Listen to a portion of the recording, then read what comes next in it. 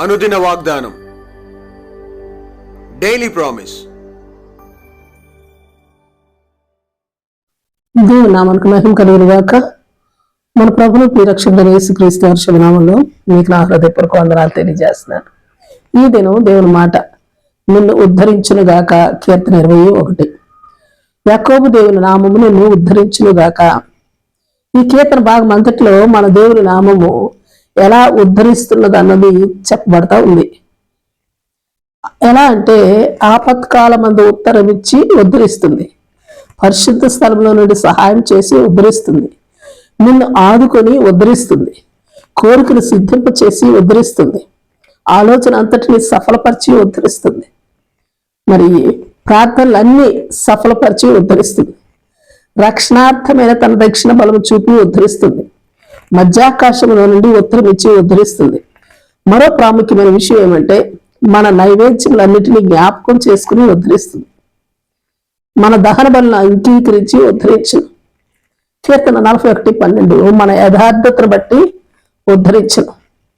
అద్భుతం, ఆశ్చర్యకరమైన మరి అతి ప్రాముఖ్యమైన సంగతి ఏమంటే మనలను ఉద్ధరించడానికి మనతో ఒక వ్యక్తిగా ఉండి తన శిలువ మరణము ద్వారా, మరి కీర్తన 69:29 చెప్పినట్లు మనకు రక్షణ ఇచ్చి ఉద్ధరిస్తా ఉన్నాడు. 148:14 ఆయన పడిపోవారినందరినీ లేవనెత్తి ఉద్ధరించేవాడు. అలాగే మరణించి సమాధిని జయించి తిరిగి లేచినవాడు గనుక మరి కీర్తన 9:14 చెప్పబడినట్లుగా మరణ ద్వారమున ప్రవేశించకుండా ఉద్ధరించు వాడై ఉన్నాడు. Praise Lord. ఎట్టి పరిస్థితిలో ఉన్నవారైనను, ఆపదలో ఉన్నా, పడిపోయే స్థితిలో ఉన్నా, రక్షణానుభవం లేని వారైనా, మరణ ద్వారమును నిలిచిన వారైనా ఎవరైనా మన దేవుని నామము ఆదుకొని కాపాడి సహాయం చేసి కోరికలు సిద్ధింప చేసి ఆలోచన సఫలపరిచి రక్షించి లేవనెత్తి మరణ ద్వారం నందును ప్రవేశించకుండా కాపాడి ఉద్ధరించేవాడు, ఉద్ధరించు నామము మన దేవునిది, మన దేవుడైన యెహోవా నామం. Praise Lord. అట్టి నామము అన్ని నామముల కంటే పైనామము గల దేవుడు. అట్టి దేవుని కలిగిన మనం ఎంత ధన్యులమో కదా. అవును. Praise Lord. ప్రార్థన చేసుకుందాం. ప్రేమ నమ్మకం కలిగిన మా పరలోకపు తండ్రి, నీ పరిశుద్ధ నామానికి స్తుతులు, స్తోత్రాలు దేవా.